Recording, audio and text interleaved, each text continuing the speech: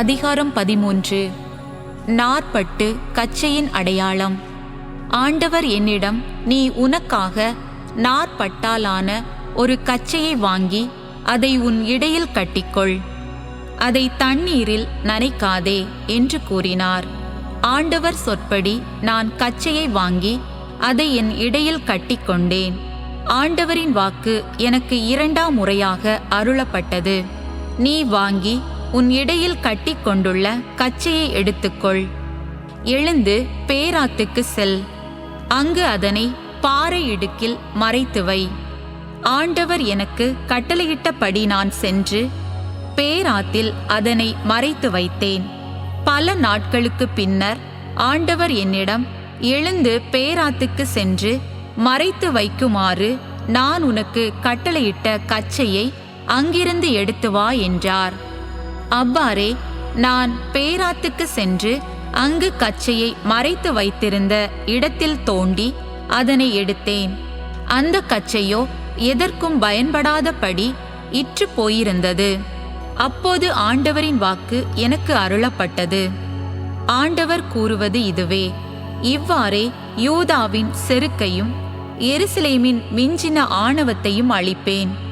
என் சொற்களுக்கு செவி கொடுக்க மறுத்து தங்கள் பிடிவாதம் கொண்ட உள்ளத்தின்படி நடந்து வேற்று தெய்வங்களை பின்பற்றி அவற்றிற்கு ஊழியம் செய்து வழிபட்டு வரும் இத்தீய மக்கள் எதற்கும் பயன்படாத இந்த கச்சையைப் போல் ஆவார்கள்.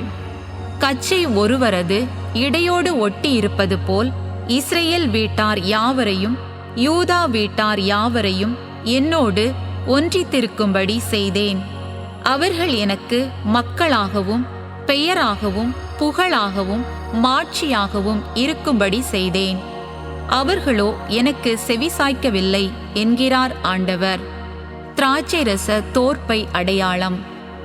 நீ அவர்களுக்கு இந்த வாக்கை சொல்: இஸ்ரேலின் கடவுளாகிய ஆண்டவர் கூறுவது இதுவே: தோற்பைகள் யாவும் திராட்சை ரசத்தால் நிரப்பப்படும்.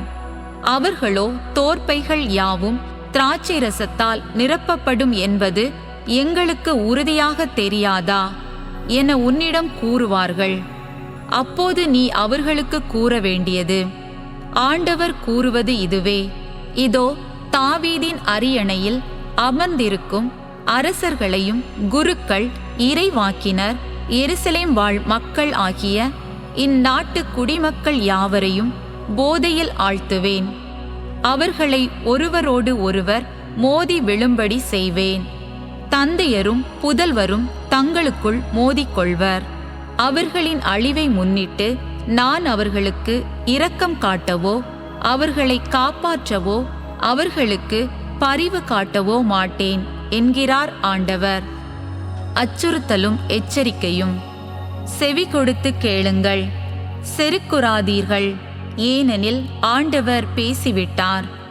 உங்கள் கடவுளாகிய ஆண்டவரை பெருமைப்படுத்துங்கள். உங்கள் கடவுளாகிய ஆண்டவர் இருள் படர செய்யும் முன்பும் இருண்ட மலைகளில் உங்கள் கால்கள் இடரும் முன்பும் அவரை மாட்சிமைப்படுத்துங்கள்.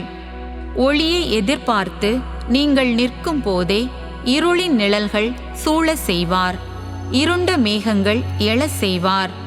ஆனால் நீங்கள் இதற்கு செவி கொடுக்காவிடில் உங்கள் செருக்கை முன்னிட்டு என் உள்ளம் மறைவில் அழும். அழுகை மிகுதியால் கண்களிலிருந்து நீர் வழிந்தோடும். ஏனெனில் ஆண்டவரின் மந்தை கைப்பற்றப்பட்டுள்ளது. அரசருக்கும் அரசரின் அன்னைக்கும் சொல்லுங்கள்: கீழே அமருங்கள், ஏனெனில் உங்கள் மேன்மையின் மணிமுடி உங்கள் தலைகளிலிருந்து வீழ்ந்துவிட்டது. நெகேபின் நகர்கள் அடைபட்டு விட்டன, அவற்றை திறப்பார் யாருமில்லர். யூதா முழுவதும் நாடு கடத்தப்பட்டுள்ளது, அது முற்றிலும் நாடு கடத்தப்பட்டுள்ளது. எருசலேமுக்கு எச்சரிக்கை: உன் கண்களை ஏறெடுத்து வடக்கிலிருந்து வருபவர்களை பார். உனக்கு தரப்பட்ட மந்தை, உன் பெருமைக்குரிய மந்தை எங்கே? உன் நண்பர்களாக நீ வளர்த்து விட்டவர்களே, உன் தலைவர்களாக ஏற்படுத்தப்படும்போது நீ என்ன சொல்வாய்? பேறுகால பெண்ணின் வேதனை உன்னை பற்றி கொள்ளாமல் போகுமா? இவையெல்லாம் எனக்கு ஏன் நிகழ வேண்டும் என நீ உன் உள்ளத்தில் சிந்திக்கலாம். உன் குற்றம் பெரிது, அதனால்தான் உன் ஆடை அகற்றப்பட்டுள்ளது.